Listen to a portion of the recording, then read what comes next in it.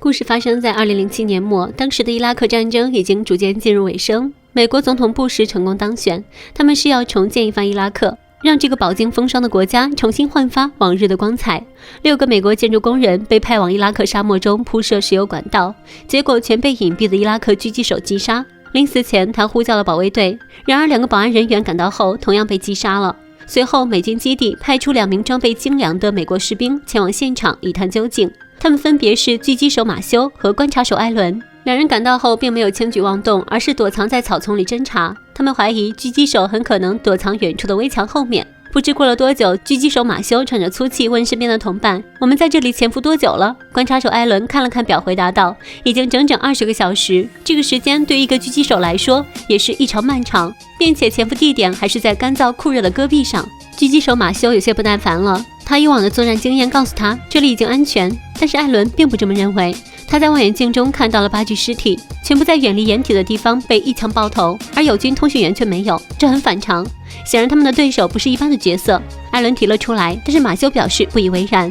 随着时间的推移，天气逐渐炎热起来，炎热的太阳把他们的耐心像水一样蒸发掉。尽管艾伦依旧保持着保守的态度，但是马修可受不了了。他们在这里守了将近30个小时，却没有一丝动静。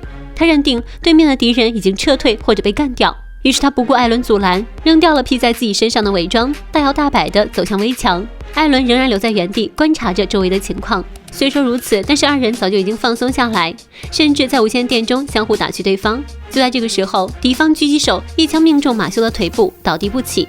艾伦见状，救人心切的他在没有任何掩护的情况下直接冲了下去。狙击手当然不会放过这样的机会，连续开了5枪，打中了艾伦的水壶和无线电，膝盖也中了1枪，血流不止。好在他的伤并没有马修那么重，他拼尽全力躲到不远处的围墙后，暂时躲过了一劫。此时的马修无法动弹，躲在开阔的地域，随时有被补枪的危险，甚至已经开始交代自己的后事。无线电是他们唯一的希望。艾伦咬着牙对自己的伤口进行简单的处理，然后把掉落在一旁的无线电拿到自己身边。他努力地调整并修理它，但是始终没有办法和总部取得联系。风沙中，艾伦一遍遍的呼叫，显得那么无助。为了自己能够坚持到总部支援，他强忍疼痛，把止血带缠绕在伤口处。不过这也只是短暂延长他的生命，如果支援迟迟不到，他依然会因为失血过多而死。在疲惫和焦虑的陪伴之下，艾伦昏睡了过去。奇迹的是，无线电竟然连通了。昏迷中的艾伦被无线电那头的呼叫声音吵醒，虽然疑惑，但艾伦还是欣喜若狂地通报了这里的情况，并请求总部支援一架直升飞机。但是对方却想让艾伦告诉他们具体的位置，还让艾伦说出他们之间的暗号。这可把艾伦吓得够呛，因为他根本不知道什么暗号，而且他也根本没有办法提供给对方满意的位置。最终对方要求艾伦站起身来向空中开1枪，这样他们就可以用声音定位来找到他。艾伦没有多想，为了获救，他赶紧把手枪掏了出来。正当他刚要准备开枪的时候，头脑突然清醒了过来，在战场上开枪暴露自己的位置，无异于自杀。此时艾伦听出了对方口音，并且坚定地说道：“你不是美国人。”令人没有想到的是，无线电那头没有任何反驳的承认了。最终发现对方竟然是偷袭他们的狙击手，而且从对方沉着冷静的回答可以听得出来，似乎对方已经提前宣告这场对决的胜负。胜券在握的狙击手索性和艾伦聊起了天，通过对话才得知，狙击手名叫朱巴，原来是一个普通伊拉克人。战争爆发前，他是一所学校的教师，因为战争，他的工作单位和家庭都没了，出于仇恨才参加抵抗美军的行为。因为出色的枪法和超人的隐蔽能力，成为对付美军的幽灵杀手。而艾伦现在赖以生存的围墙，正是当初学校的墙。没想到这样一个似乎很罪恶的狙击手，居然有着如此悲情的身份与正义的价值观。两人的对话虽然轻松，但是彼此间都没有半点放松。艾伦一边应付着狙击手的问题，一边开始利用望远镜观察周围的动向。多年的战争经验让他推断出了狙击手大概的位置，就隐藏在一处垃圾堆里。但是他手里没有枪，即使知道敌人的位置，也只是在等死。艾伦解释道，战争已经结束了，他们来到这里的目的就是为了重建伊拉克。狙击手冷笑了一声说道，重建你们曾经破坏的建筑吗？不过战争还没有结束，至少对你来说是这样的。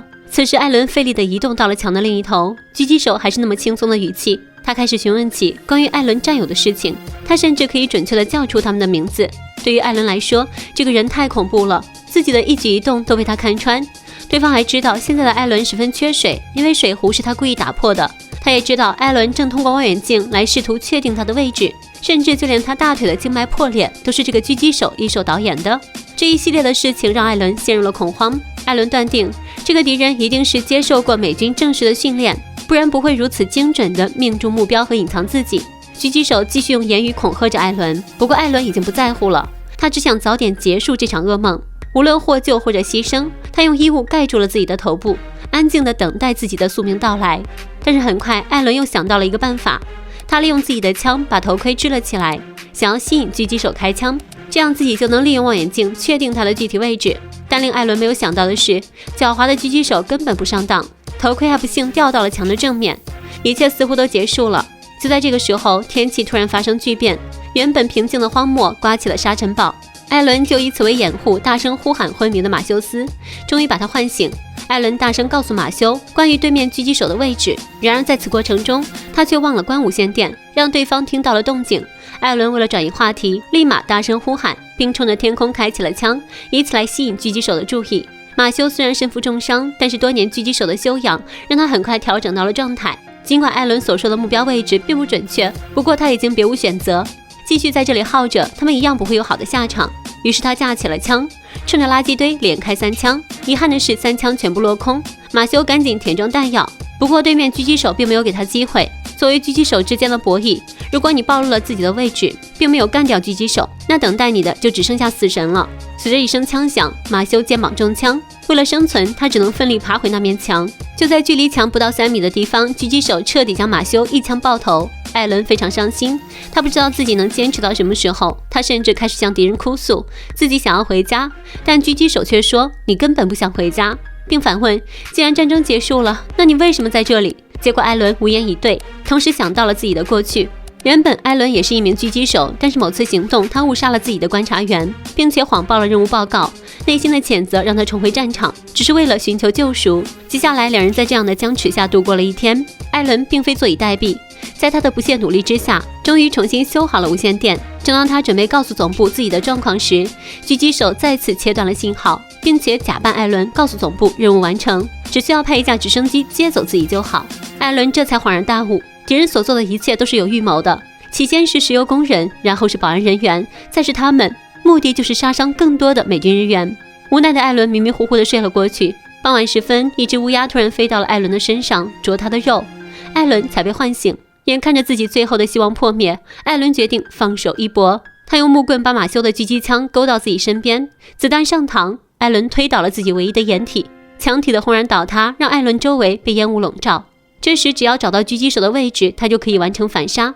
此时镜头来到了狙击手的视角，在狙击镜下，艾伦的举动暴露无遗，但是他并没有开枪杀死他。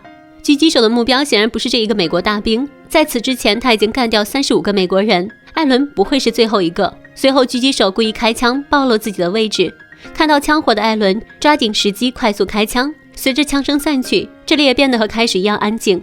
为了证实自己是不是干掉了狙击手，艾伦主动站了起来，果然没人开枪，他以为自己得救了。就在这个时候，救援的直升机正好赶到，他被担架抬上了直升机。就在他们飞到狙击手所在垃圾堆上空时，枪声再次响起，飞机上的救援人员和艾伦无一幸免，飞机直接坠毁了下来。而这并不是狙击手全部的计划，美军的无线电再次被他截获。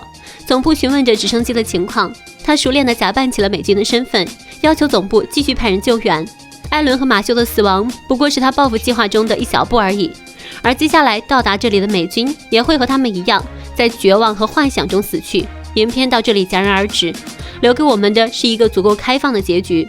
可是事实却是伊拉克人失败了，朱巴只是一个人，尽管他凭借一己之力干掉了35名美国士兵，但是对于强大的美军来说，这点人员伤亡简直微不足道。毁灭他的藏身之处，或许只需要一艘轰炸机或是一枚导弹的代价。战争使一个民族放下他们的一切，和敌人死磕到底，却也无法改变国家战败的事实。艾伦在影片之中似乎就是战败的伊拉克的缩影，他赌上了自己的一切，才能有一个和对手较量的机会，但是最终却也无法躲过被消灭的宿命。也许这才是真正的悲剧。本期的故事到这啦，小伙伴们，下期再见，拜拜。